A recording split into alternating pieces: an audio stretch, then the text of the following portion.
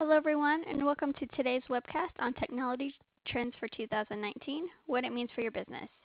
Before we begin, I'd like to review some quick housekeeping items.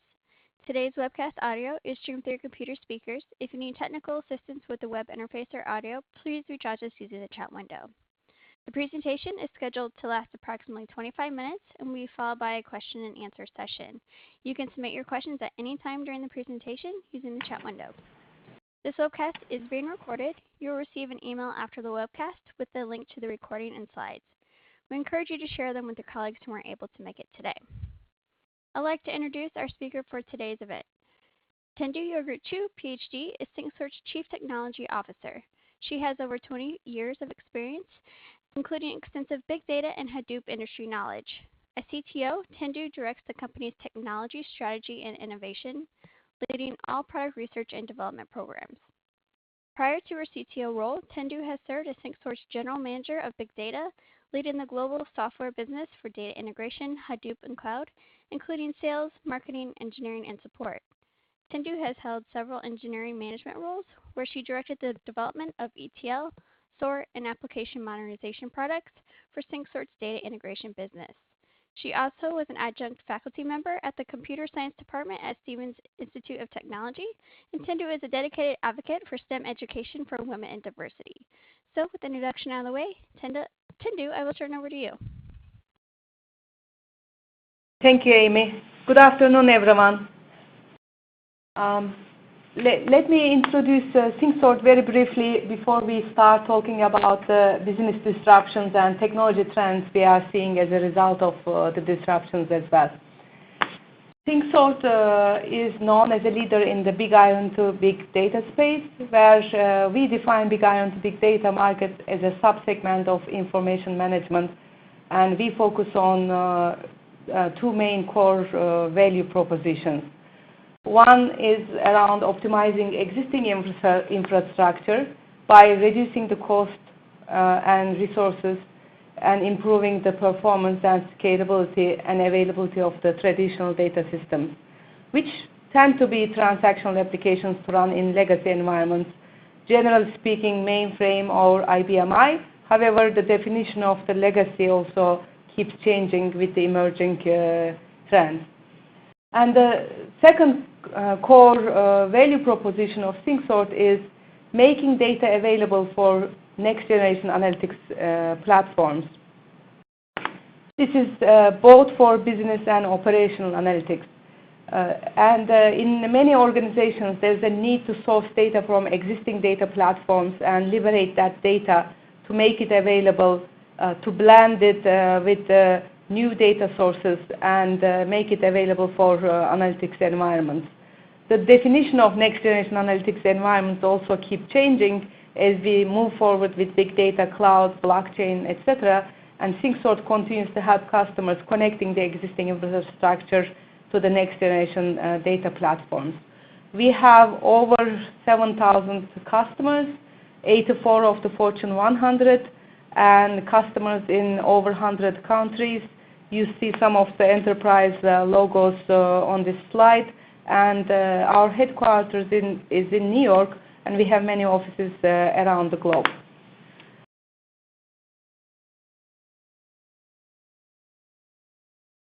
Today we'll be talking about the trends that we are seeing with the organizations and with our customers.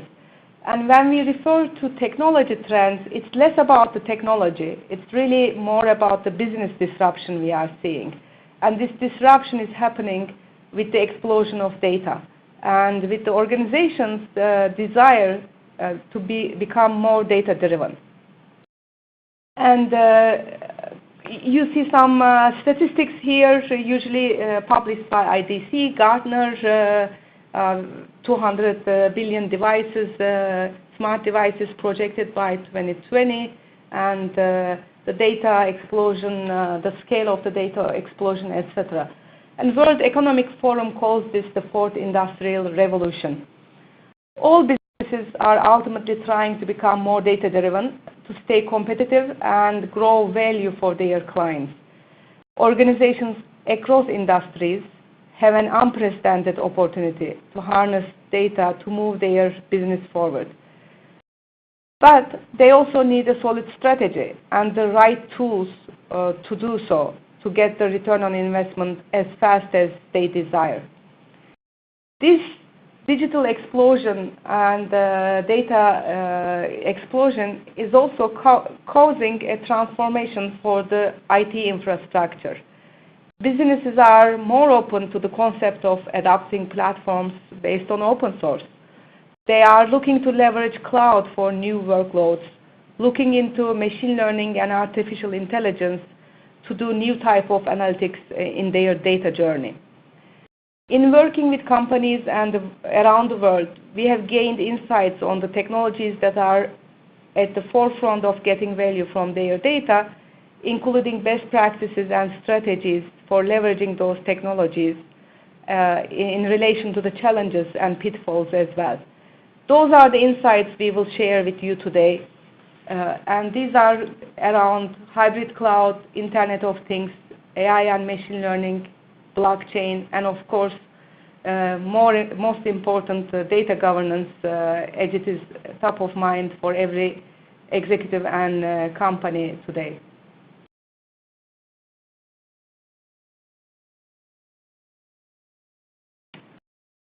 So the first trend that we actually started seeing for a while now, and it's becoming mainstream, is cloud and hybrid cloud. The gravity of data is definitely changing. More data is being generated in the cloud. And businesses are trying to leverage cloud for elasticity and on-demand investment, for faster time to market, and for richness of analytics tools. Clouds offer the ability to scale automatically, a flexible architecture, and the ability to prototype and deliver a solution without building up infrastructure. This is very convenient, as you can imagine, and sounds simple as well. We are, in fact, seeing many large enterprises across our customer base adopting a cloud-first or cloud-native strategy for new workloads. What this means is that basically when applications are being developed, if there isn't a limitation in terms of some regulatory compliance, etc., the new application has to be developed in a way it can take advantage of the elasticity of cloud if it gets deployed in the cloud one day. So not all workloads are running in the cloud or migrated. However, the enterprise organizations are trying to be ready for adoption and really running more and more new workloads in the cloud. We recently had a survey, ThinkSort Cloud survey of 900 IT professionals, and 78% of respondents said they either use or plan to use cloud in the near future. And we also held our customer advisory board meetings in October, and there were so many customers from financial services, banking, healthcare, insurance, where they gave examples why they are moving to cloud, whether their disaster recovery strategy didn't really progress in the last 3 years, now they are replacing it in the cloud, or whether healthcare, all claims are now into the cloud.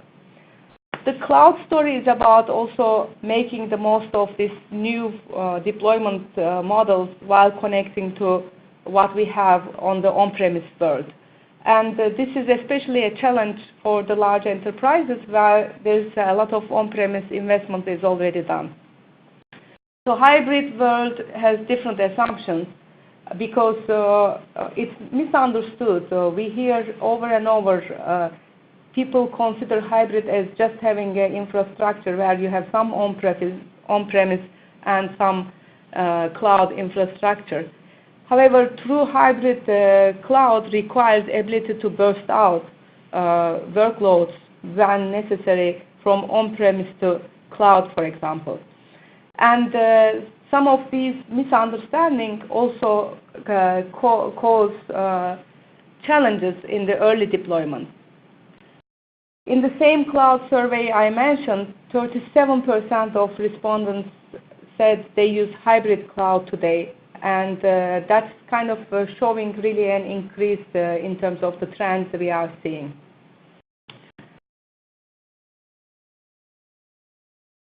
What are some of the main challenges with the cloud deployments?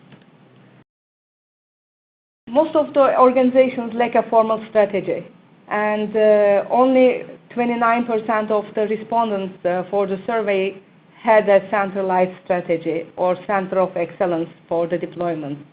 And 42% just were migrating applications on an ad hoc basis. This also translates into organizations not realizing the return that they initially expected, because a pure lift and shift really does not benefit.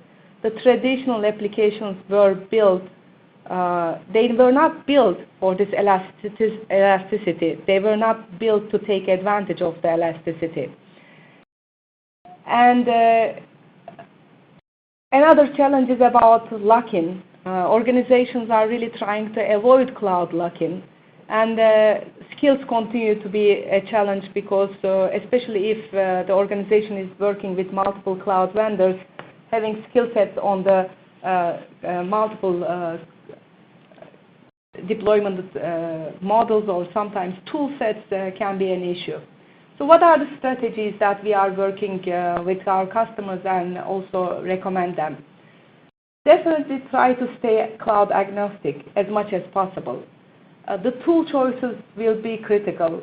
The deployment tools, Kubernetes, the containerization, these will be really critical in terms of creating as agnostic cloud deployment as possible. And there's no nirvana state in the cloud. So don't think that magic is going to happen when you throw data. Start really looking at the workloads that are going to benefit most from the cloud deployment. And for the new workloads, try to architect them to take advantage of the elasticity and have the burst out capacity. And another strategy is really cloud vendors offer a very rich set of machine learning and AI tools to take advantage of analyzing massive data sets. So think about those use cases that you can actually experiment and start building on the cloud for the analytics and utilizing these machine learning artificial intelligence tools. The next trend that we are seeing is around Internet of Things. And this is a direct result of the explosion of data. Because as the data and the devices are exploding, we are getting a high-resolution view of the world. And this high-resolution view is also challenging because we cannot make sense of it the same way we made sense of our previous world. An analyst cannot make sense of a petabyte of sensor data with SQL queries. So the high-resolution view is simply requiring different types of analytics. And it's kind of in combination with all of the other trends we are seeing with machine learning, AI, and things happening in cloud and analyzing the data in the cloud. Starting with the business problem is really key. Think about the business problem that your organization is really trying to solve. We often hear real-time, near real-time, streaming applications, and the definition of real-time keeps changing. And streaming data versus data at rest, is definitely a trend that's driven by both a lot of data being generated and also because we want to make sense of data as quick as possible and analyze and react to the data as fast as possible. On the streaming data and IoT, the challenges are really around trade-offs between speed and accuracy, integrating data at rest with data in motion. For example, many organizations start with a project, a big data project, where they might be centralizing data and running analytics over this rich set of data sources. Then, with the changing requirements, they start implementing use cases with streaming data and ability to analyze that and keep the data lake or data architecture as fresh as possible. Whereas we see use cases on the financial services and banking side with the fraud detection, anti-money laundering. The real-time requirements are really driving because you have to be able to do this in sub-seconds and detect fraud and ability to analyze the streaming data becomes critical. IoT will accelerate the move to actionable and autonomous systems. And as the high-resolution view becomes more well understood, it will be possible to recognize and react to key events in real time. This will lead to more opportunities to create autonomous systems to process these events. Adopt a scalable architecture because the definition of real-time, near real-time also changes with the business requirements. And when 1 minute requirements become sub-seconds, the architecture also has to be able to support that.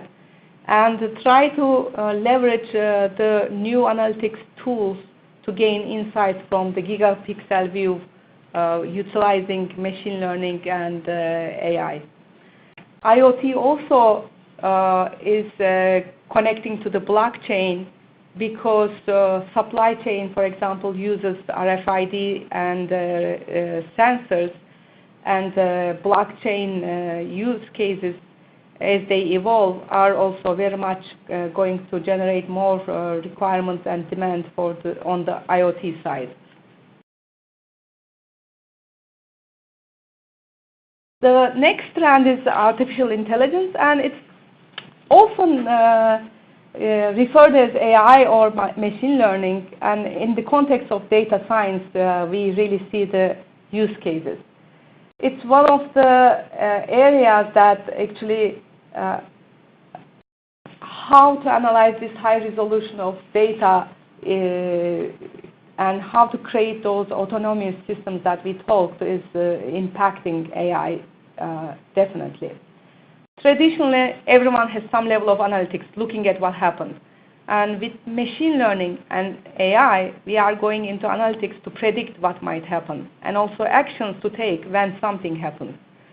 Whether it's our driving patterns being analyzed and our insurance policy can be offered in a particular way by the insurance company, or measuring appetite for buying things on Black Friday versus on holiday season on an online store, predictive analytics is definitely becoming the new standard to stay competitive in the business.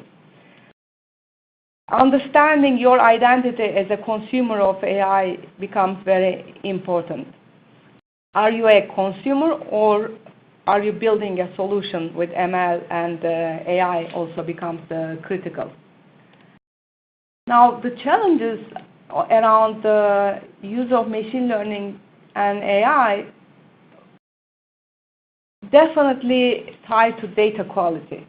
The amount and quality of data is a key issue. Data is essentially like the key ingredient of the models and determine how the models are trained and will respond. You must be skeptical of your data. Bias may be inherent in the data you have because of past customers, past business practices, and if you are looking at sales in some regions versus others.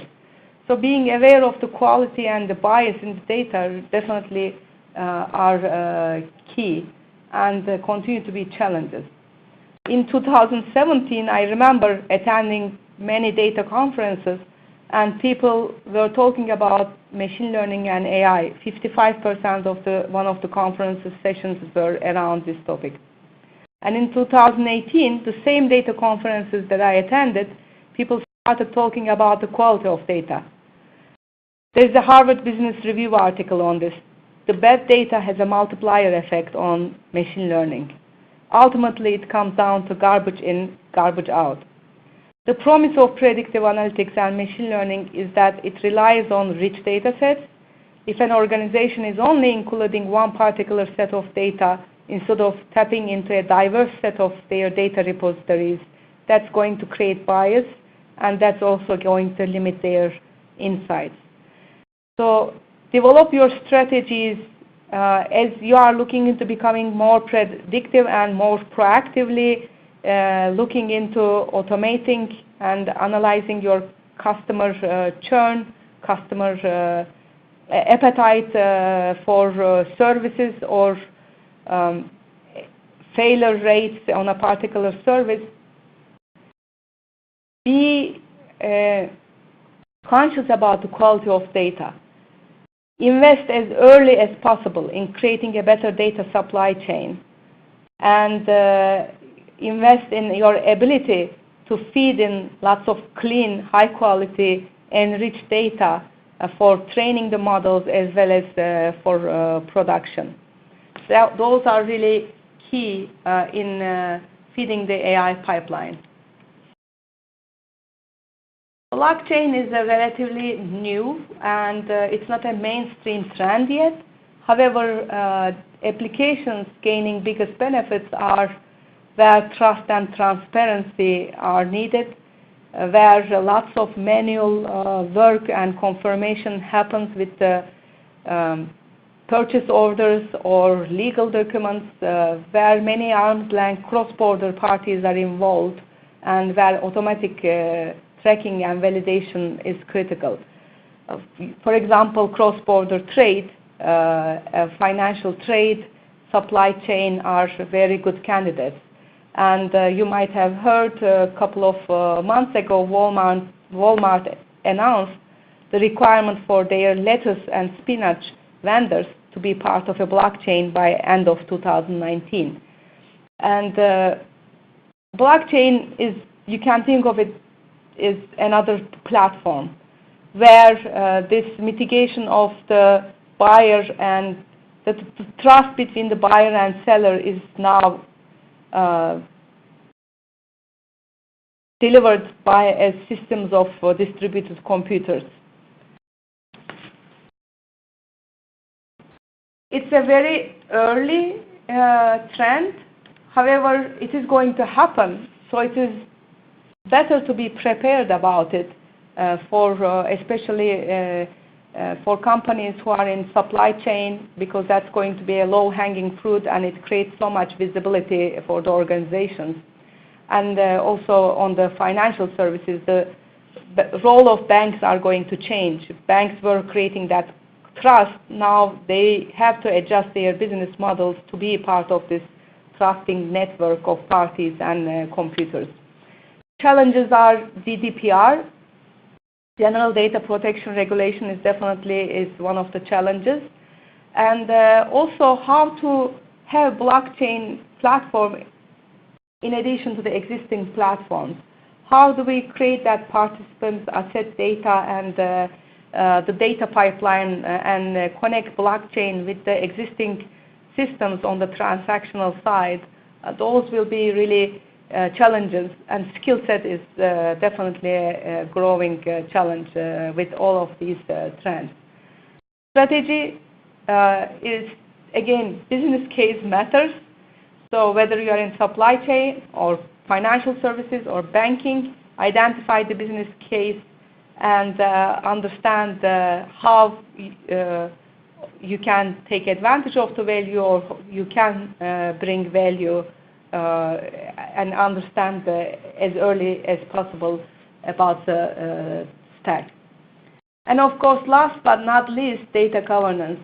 And data governance has been one of the biggest trends because of big data, IoT, cloud, AI, and now blockchain. The complexity of the data environment and the variety of sources is really making data governance more critical and difficult than ever. And also, during the first 5 years of big data and Hadoop, people were really were focused on centralizing all data and dumping into data lake. And then we all realized that we need similar disciplines that we developed on the traditional environments to manage the data, to govern the data in these new environments now, whether it's big data on-premise or cloud or with the blockchain. Some of the challenges are, again, about the Privacy Act, California Consumer Privacy Act, General Data Protection Regulation, different privacy acts and protection of data, and understanding those and what it means for the business is one challenge. And managing data across many platforms, many sources, many transformations, creating the visibility for data and lineage are really challenges. So focus on the three pillars of governance: security, quality, and lineage, giving the visibility. Try to future-proof the applications by building a stack of tools that can deliver clean data, whether it's on premise or in the cloud, whether it's on Microsoft Azure or Amazon Web Services. Try to have deployment models and software tools that can be used for designing your applications once and deploying anywhere, creating the visibility for the data and giving that lineage in your journey. How is ThinkSort developing and helping customers on those areas? We are definitely helping customers to create a clean and high-quality data pipeline, integrating and accessing all of the enterprise data stores from mainframe to IBMI to traditional data warehouse, and connecting and making the data available for the big data, whether it's on-premise or in the cloud or in hybrid environments, and preparing and enriching the data, delivering high-quality data for the AI pipelines, and feeding, streaming data, keeping the data sets fresh and in sync across multiple platforms. We also announced a membership with Hyperledger, and we are investing in the blockchain, both on the open source as well as connecting existing infrastructure with the blockchain as a platform, delivering end-to-end data from transactional systems to blockchain, and creating more value out of that data by enriching it and also delivering in a high-quality state. Data governance with security, quality, and lineage have been our investment area and biggest focus in 2018. We will continue to also invest in that area moving forward to 2019 with the new trends. I thank all of you for joining me today, and in order to learn how we can help you extract more value from your critical data anytime and anywhere, please reach out to us, and I will open for questions now. Thank you. Yeah, we have a couple. How do you know if your data is high enough quality to use for machine learning? That's a very good question. Also, it's a tough question in some sense. I think it's really creating a diversifying your data sets will be important. So when you are using machine learning and creating a model, training your model with the data, try to include as rich of data sets as possible. And focus on deduplicating and matching your data, so you can really create a data set that's deduplicated, matched, and using some very basic and critical data quality steps as you are creating the pipeline. And the third one is use as high volume of data because as you use a rich set of data, variety, volume, and deduplicated sets will really help you creating models you can adjust and improve over time. Do you have any customers using blockchain? We do have, actually, I was on a kind of customer tour this summer. We have customers doing POCs, not in production. And the proof of concepts in the financial services are around trade finance. We have customers definitely who have completed POCs, and they are trying to kind of see how the regulations will impact them, and they are giving the platform a little bit more time to mature before they implement. And on the supply chain side, it's new. The supply chain, again, we have customers doing proof of concepts, not in production yet. Which cloud provider are you partner or certified with? On which area do we have? I mean, in general, I can speak to the ThinkSort focuses on strategic partnerships for big data and analytics. Definitely, we have very close partnerships both with Clouder and Hortonworks, and we were very excited about the announcement of the merger, and also with Splunk on the operational analytics side. On the blockchain side, we announced membership to Hyperledger community, and we will be partnering with Hyperledger and as well as IBM.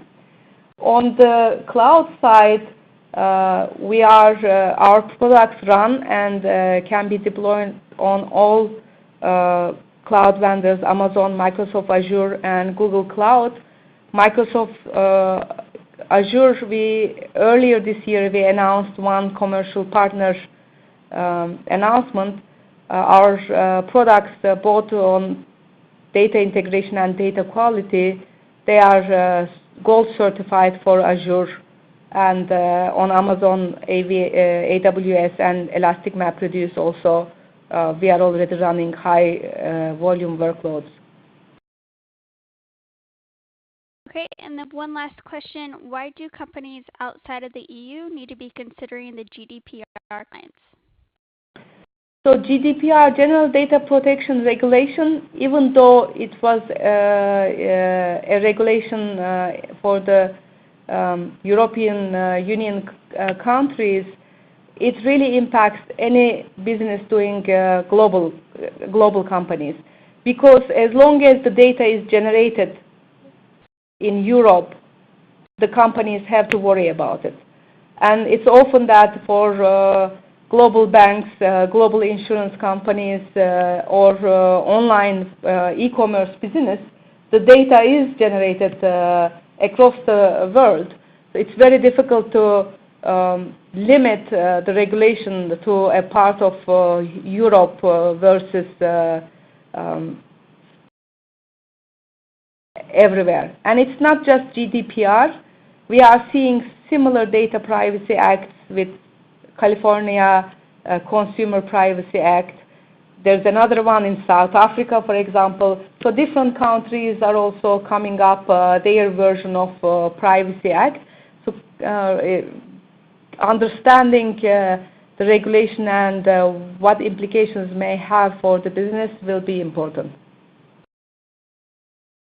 All right, thank you. Before we sign off, I'd like to once again thank you, Tendu, for speaking, and we thank you all for your time today. And we look forward to speaking to you again in the very near future. Goodbye.